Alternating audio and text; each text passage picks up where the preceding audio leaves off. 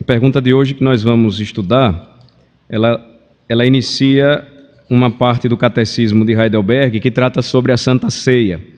A pergunta de hoje é a pergunta de número 75, e a pergunta é esta. Eu vou ler para vocês, e ela é sempre, como as outras perguntas, o modelo do Catecismo é seguida da resposta e as provas bíblicas.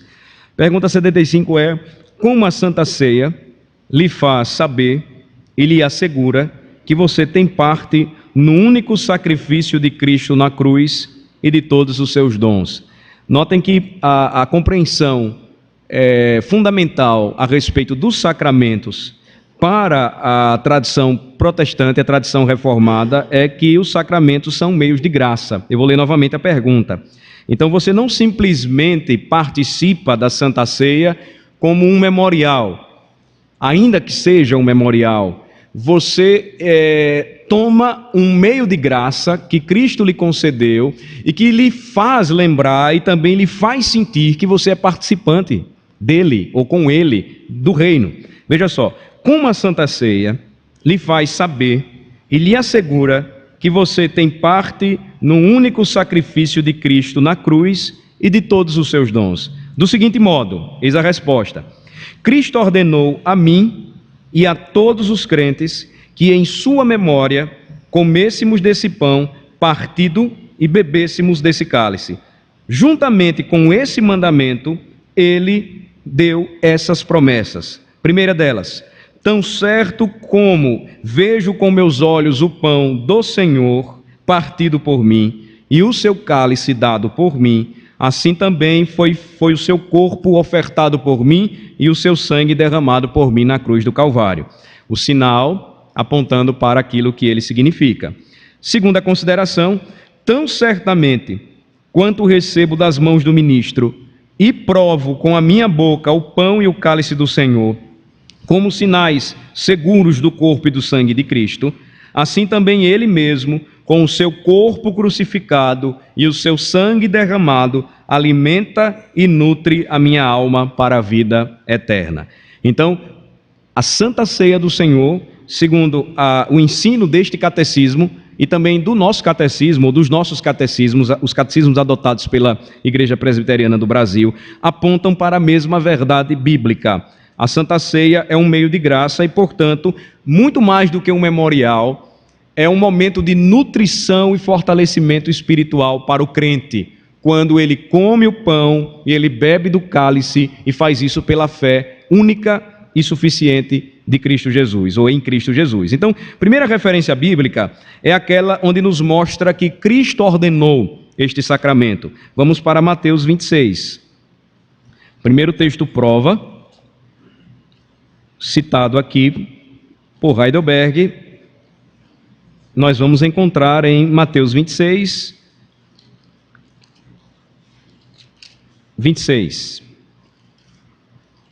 onde nós temos as palavras da instituição da Santa Ceia do Senhor. Então, Cristo ordenou a mim e a todos os crentes que em sua memória comêssemos desse pão partido e bebêssemos desse cálice. A primeira consideração aqui, versículos 26 a 28, vamos ler juntos.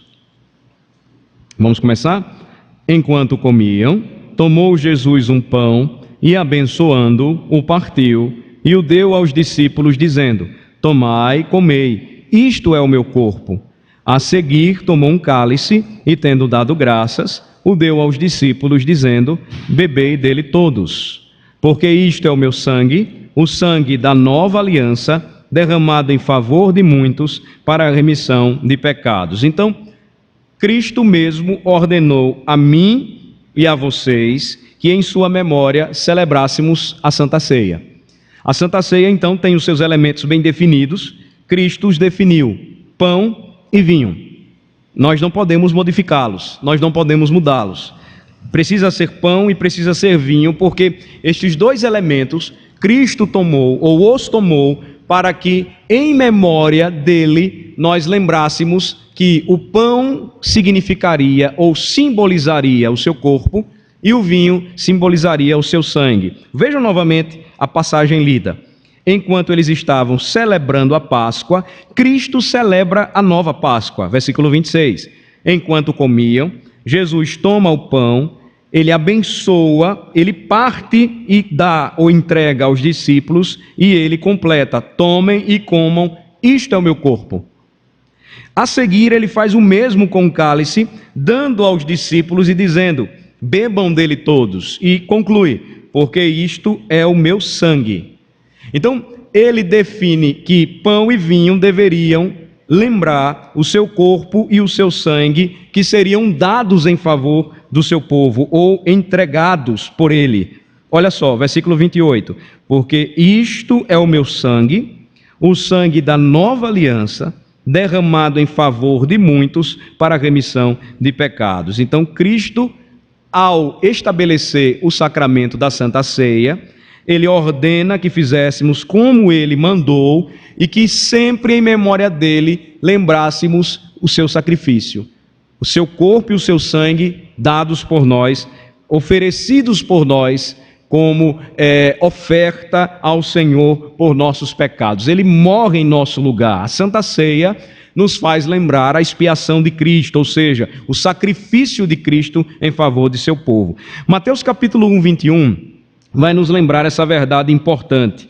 Quando Jesus recebeu, ou quando José recebe a visão do anjo, o anjo diz especificamente que o nome dado à criança que seria gerada milagrosamente no ventre de Maria, sua mulher, a sua noiva, seria Jesus. O Senhor é a salvação, ou o Senhor é Salvador.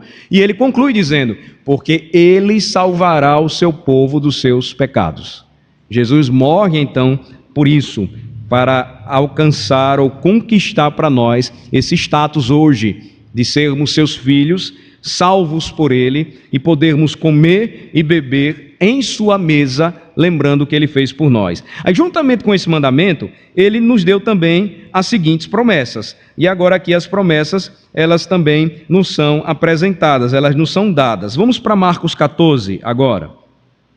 Marcos capítulo 14,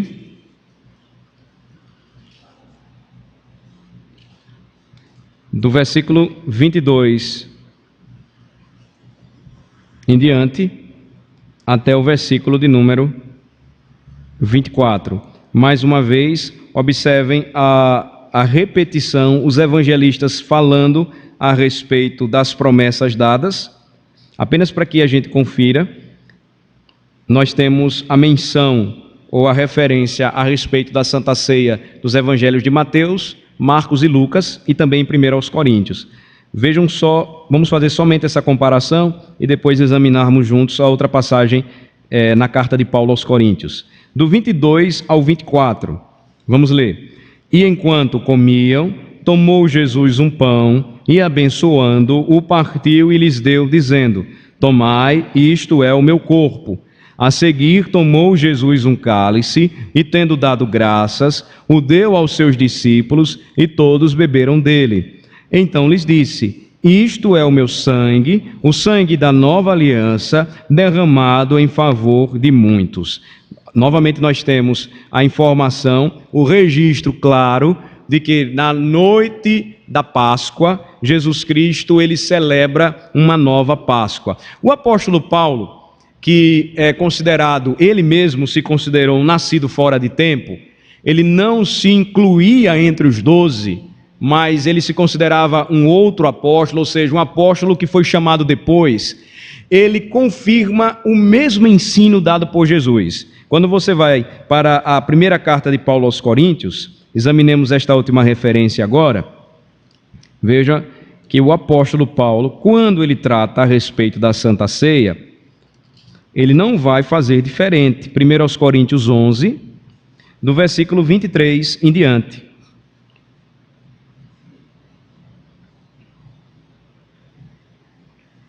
Do 23, nós vamos ler até o 25. Apenas a declaração aqui das palavras da instituição da ceia. De quem o apóstolo Paulo recebeu?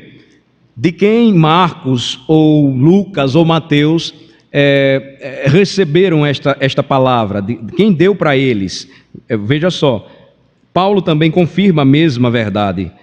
Eles não fogem do mesmo propósito. 23 a 25, vamos ler. Porque eu recebi do Senhor o que também vos entreguei, que o Senhor Jesus, na noite em que foi traído, tomou o pão, e tendo dado graças, o partiu e disse: isto é o meu corpo que é dado por vós, fazei isto em memória de mim. Por semelhante modo, depois de haver ceado, tomou também o cálice, dizendo: este cálice é a nova aliança no meu sangue. Fazei isto todas as vezes que o beberdes em memória de mim. Então, mesmo o apóstolo Paulo não diverge daquilo que Cristo instituiu, sendo ele um apóstolo enviado por Jesus. Ele foi chamado por Jesus com este propósito. Quando ele vai responder às dúvidas que surgiram na igreja de Corinto a respeito da Santa Ceia, e também regular problemas existentes lá, porque eles não estavam celebrando a ceia conforme Jesus Cristo instituiu e os apóstolos ensinaram, ele vai dizer: porque eu recebi do Senhor, versículo 23, o que também vos entreguei. Então ele diz: o que eu recebi de Jesus, eu estou dando para vocês, eu estou entregando para vocês. Ele está se referindo ao ensino e à prática a respeito da Santa Ceia. Que o Senhor Jesus, na noite em que foi traído, ele aí toma os mesmos passos. Os passos são os mesmos, e assim tem sido feito até hoje. Portanto, quando nós celebramos a Santa Ceia, nós escolhemos o primeiro domingo do mês. Algumas igrejas celebram com maior frequência, outras não, para que o entendimento é que a Santa Ceia não se torne apenas um ritual. Outras igrejas acreditam que não, se for pregado e ensinado sempre, ela pode ser celebrada com maior frequência. Mas com muita frequência ou pouca frequência, as igrejas cristãs, elas nunca deixaram de fazer assim como Cristo ensinou, e os apóstolos então entregaram ao povo. Notem também que, ainda que algumas formas elas sejam diferentes, os elementos sempre são os mesmos. O tipo do pão pode mudar, o tamanho do pão pode mudar, porque o que importa é o significado da celebração. Alguns vêm até a mesa e os presbíteros servem, outros se assentam e os presbíteros vão até lá. Mas o que é que não muda? O mandato de Jesus, a ordem dada por Jesus, os elementos que Jesus estabeleceu, pão e vinho, e muito mais do que isso, irmãos, é o propósito por detrás deste sacramento. Todos os apóstolos repetem, ou os evangelistas repetem a mesma expressão que Jesus ensinou: este cálice é a nova aliança no meu sangue. O sangue que diz respeito à vida do homem ou dos animais sempre marcou a remissão e a expiação dos pecados no passado, quando os sacrifícios eram necessários para que a ira de Deus fosse aplacada por conta dos pecadores. Então, o significado era: sempre um animal inocente, ele era sacrificado e o seu sangue era derramado no lugar do adorador, pecador. Mas todo esse sangue derramado, o autor aos Hebreus vai nos ensinar, apontava para o Cordeiro de Deus que tira o pecado do mundo. E quando o seu sangue então é derramado de uma vez por todas, se cumpre a promessa que foi dada no passado, e que Moisés lembrou ao povo que o sangue da aliança derramado era o que expiava pecados. E Jesus então, ele toma essa palavra e vejam, ele diz: se aplica perfeitamente a mim. Este cálice que vocês estão tomando é o novo pacto no meu sangue. Então, a aliança que iríamos fazer com Cristo seria uma aliança de sangue. Não é de se admirar que o Senhor Jesus, então, quando nos chama a respeito do discipulado, ou nos chama a atenção a respeito do serviço que nós devemos ao seu reino, e que deve ser sempre lembrado quando nós tomamos a ceia, porque ela nos assegura que nós temos parte única no sacrifício de Cristo, e que recebemos dele, pelo seu sacrifício, todos os seus dons. Nós somos desafiados então sempre a dar a nossa vida, a entregar a nossa vida a Cristo até a morte. Olhem só como é interessante a relação, então, de Cristo com a sua igreja e como há um reflexo nas relações ou nos relacionamentos humanos quando o apóstolo Paulo fala sobre casamento. Quando ele fala a respeito de casamento, ele diz então que o homem, o marido, deve amar a sua esposa a ponto de derramar o seu próprio sangue por ela. Amor sacrificial. É um reflexo daquilo que Cristo fez por nós e que sustenta a nossa aliança. A nossa aliança com Ele é a aliança baseada em seu sangue. O reflexo então de toda a relação cristã, da vida cristã, do nosso chamado cristão, é de sermos fiéis ao Senhor até a morte, porque Ele mesmo disse isso à igreja em Esmirna: ser fiel até a morte e dar-te-ei a coroa da vida. Então as implicações, irmãos, elas são muito maiores do que nós podemos imaginar. E isso nos chama a atenção para que nós não participemos da Santa Ceia do Senhor de qualquer modo, de qualquer maneira. Assim como nós precisamos do alimento para nutrir o nosso corpo, senão a gente fica fraco, assim também nós devemos sempre tomar a ceia do Senhor, no sentido de que espiritualmente o Senhor nos alimenta e nos fortalece.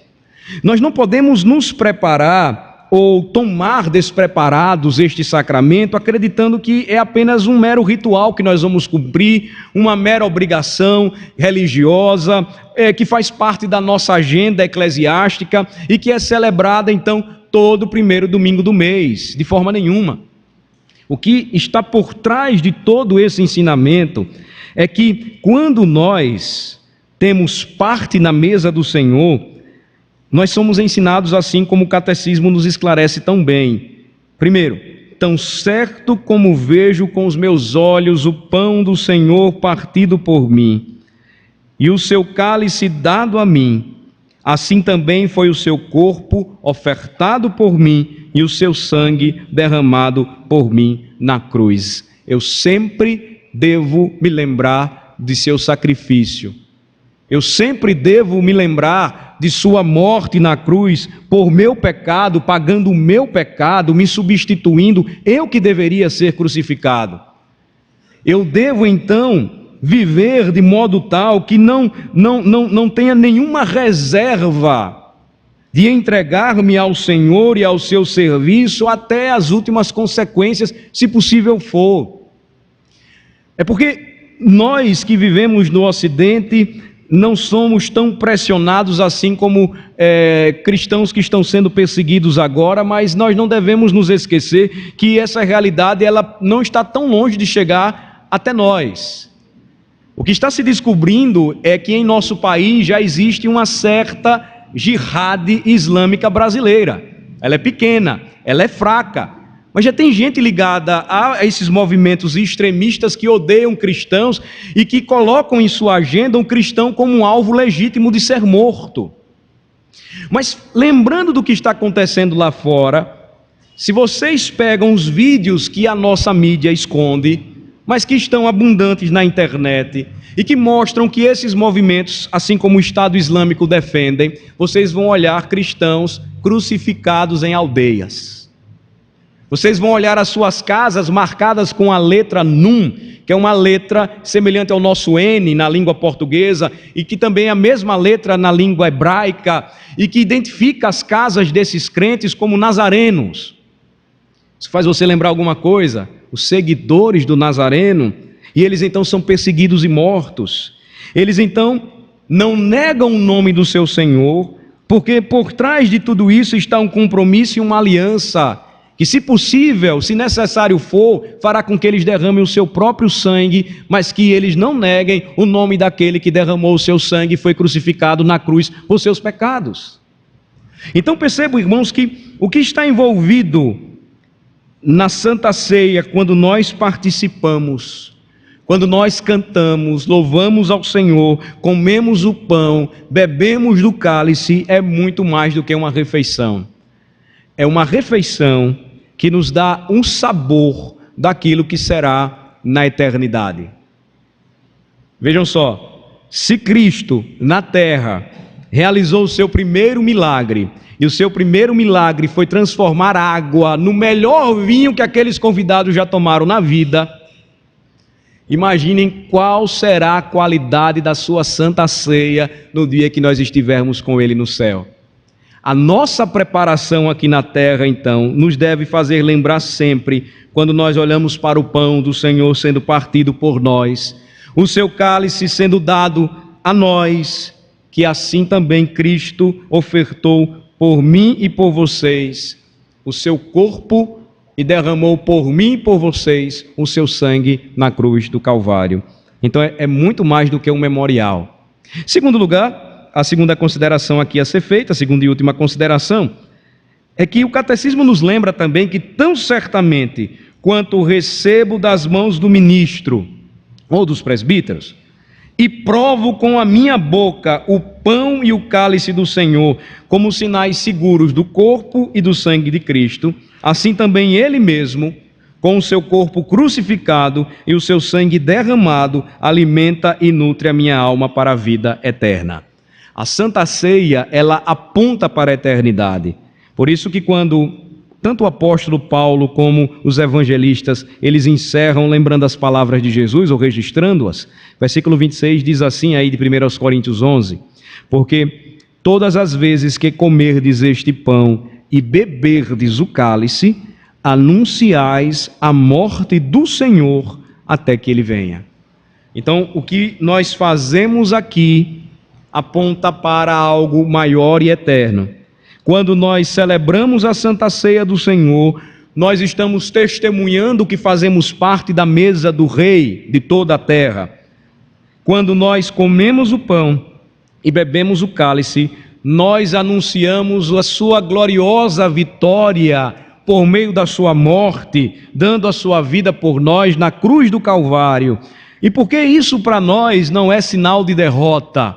Porque o apóstolo Paulo conclui dizendo: nós anunciamos a sua morte até que ele venha. Ele não permaneceu na morte, sob o domínio da morte, sob o poder da morte, apenas o tempo necessário para que se cumprissem as profecias a seu respeito. Então, irmãos, como é interessante a gente perceber o privilégio que nós temos e a graça maravilhosa de Jesus revelada através de elementos tão simples, pão e vinho, mas com um significado tão profundo, santo e eterno, porque foram ordenados por Jesus e eles tratam ou dizem respeito da nossa salvação. Há uma palavra aqui importante que nós precisamos usá-la para instruir os nossos filhos, os filhos da aliança, porque eles ainda não podem comer e beber da mesa do Senhor, conquanto sejam considerados filhos do rei. Eles são servos do rei. É porque na celebração da ceia do Senhor, comer o pão e beber o cálice, diferentemente do batismo, quando os filhos são recebidos e recebem o selo da aliança, onde não lhes é exigido fé, mas eles são batizados pela fé dos seus pais, crendo que eles pertencem à aliança, a Santa Ceia agora já envolve um aspecto diferente. Ela exige fé do participante. Vejam que na mesma passagem o apóstolo Paulo vai dizer, versículo 27, por isso, aquele que comer o pão ou beber o cálice do Senhor indignamente, será réu do corpo e do sangue do Senhor. Examine-se, pois, o homem a si mesmo, e assim coma do pão e beba do cálice. Pois quem come e bebe sem discernir o corpo, come e bebe juízo para si. É necessário autoexame, discernimento, é necessário convicção de fé, o que vai sendo fortalecido e alimentado em nossos filhos à medida em que eles crescem. E nós devemos ensiná-los a isso. Nós não devemos retardar esse momento, mas prepará-los para que eles, amadurecidos, comprovadamente crentes, agora digam: eu também desejo fazer parte deste momento. Devem ser treinados para isso, incentivados a isso, com oração e ensino consistente das Escrituras. Agora, notem a diferença. Quando eles são batizados, não lhes é exigido fé. É exigido fé quando o homem e a mulher já são maduros e já respondem por si mesmos. Mas no tocante à Santa Ceia do Senhor, em todo momento há necessidade do autoexame, para todos. aqueles que se assentam na mesa. E se nós fôssemos mais restritos, eu diria, quando o Senhor fala sobre vinho, Ele fala sobre vinho mesmo. É vinho mesmo. Por isso que é necessário o autoexame e discernimento. Você não vai dar vinho para uma criança. E eis uma razão também simbólica, prática, para que você diga, olha, você ainda não pode tomar. Quando você tiver a idade para tomar e entender o discernir o vinho e discernir o que ele significa, você então vai ser preparado para isso. Mas assim, mesmo que nós utilizemos o fruto da vide, nós podemos ainda orientar e mostrar aos nossos meninos a necessidade do autoexame, e sempre em toda a doutrina ou o ensino sobre este sacramento, é preciso que a pessoa ela se prepare, e aí é necessário que você já responda por si mesmo, que você tenha essa convicção de fé. Eu não lembro de muitos casos, mas aqui eu acredito que nós tivemos apenas um caso em que uma criança ela foi admitida à profissão de fé e batismo, há muito tempo atrás. Ele era bem novinho, um garotinho, e no momento ele demonstrou até muita convicção e foi recebido. Hoje, infelizmente, não sei que caminhos ele tomou, mas naquela época o que se percebia é que realmente ele não era nem filho de crente, começou a vir para a igreja e foi solidificando a sua fé. E quando examinado pelo conselho, a gente não lê corações, mas o conselho percebeu que naquele momento ele tinha toda a condição. Ele era bem novo ainda, eu acho que de 10 para 11 anos, alguma coisa assim, não era mais do que isso. Mas naquele contexto, muito raro, ele foi admitido. Mas o que geralmente acontece? A gente ensina, prepara, para que geralmente as meninas de 13 a 14 anos já se apresentam na sala lá do pastor para serem batizadas, 15 no máximo. Os rapazes demoram um pouco mais e eu temo que essa demora cresça se a gente não trabalhar um processo de amadurecimento moral e espiritual na vida dos nossos jovens moços. Porque o que está acontecendo cada vez mais é o cara se considerando adolescente, com 20, 25, 30, aí ele diz, não, eu ainda não estou pronto, eu ainda não estou preparado. Não, a gente precisa também fazer esse trabalho e mostrar aos nossos meninos que para que assumam uma posição como varões de Deus, servos de Deus, eles também precisam tomar parte na mesa do Senhor. E eles aí precisam ser treinados em oração e doutrina sólida para que eles assumam o compromisso e desejem se assentar na mesa do Senhor Jesus Cristo. Eu quero só concluir lembrando que a Santa Ceia, ela nos ensina muito, muito mesmo. Nos faz saber, nos assegura, traz segurança para a nossa salvação, de que nós temos parte com Cristo, pelo seu sacrifício único, e que também temos parte com Cristo de todos os seus dons, ou seja, a partir da cruz, a partir do seu sacrifício único, perfeito, plenamente suficiente, o Senhor Jesus Cristo então nos transforma em seus filhos pela fé. E a Bíblia diz que, sendo Ele herdeiro de todas as coisas de Deus o Pai, em Cristo Ele nos faz co-herdeiros com Ele. E assim como o Senhor de Israel, o rei de Israel, Ele não rejeitou Mefibosete, que era de uma linhagem esquecida do anterior rei, mas Ele lembrou da sua aliança, da sua amizade e do seu amor com o seu descendente.